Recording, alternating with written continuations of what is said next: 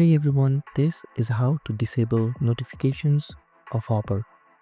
So if you want to turn off the notifications, simply go ahead and open settings on your mobile device. Then you'll see a search bar at the top. Simply tap on it, then search for apps. Then tap on the first option. Here, many options will pop up on your screen. Simply tap on the second option called Manage Apps. Here you'll see all the apps that you've downloaded on your mobile device. Then again tap on the search bar at the top, then search for Hopper. Then after searching for Hopper, there are app permissions and you can control the Hopper's behavior from here. So you'll see an option called notifications, tap on it, and from here you can turn on and off the notification, so you can change it simply from here.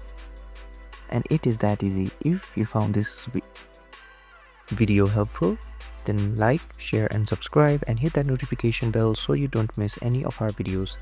Thank you so much and I'll see you guys next time.